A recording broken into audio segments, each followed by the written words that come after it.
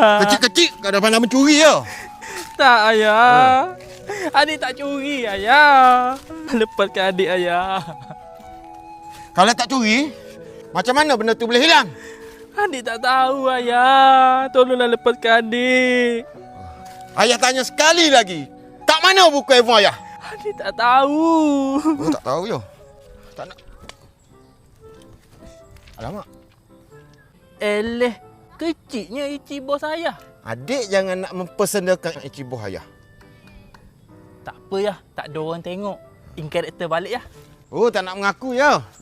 Ya. Sabar. Dah kenapa ni ikat adik sampai kat pokok macam ni? Adik ni ambil buku handphone ayah. Betul ke adik ambil? Adik tak nampak pun buku handphone ayah kat mana, abang. Tolong lepaskan adik, bang. Ayah letak kat mana kan ayah lupa? Ayah letak kat tangga tu tadi. Ayah masuk tandas. Lepas pada keluar tandas tengok buku tak ada. Tak boleh tuduh macam tu ya. Dah ikat seluar tu nanti jatuh pula. Malulah dekat jiran ni ya. Apalah ya. Apa ni ya? Kenapa ada sini? Dah. Buku rupanya.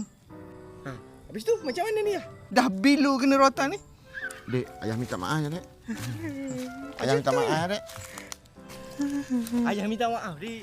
Ayah minta maaf ya, Dek. Ayah tak sengaja. Nah, Dik. Ayah tak sengaja. Ya. Ya, duduk sini ya. Ikat. Biar abang ikat. Adik ambil rotan. Ambil. Adik tak. Ayah tak sengaja dia. Adik, maafkan ayah, Dek.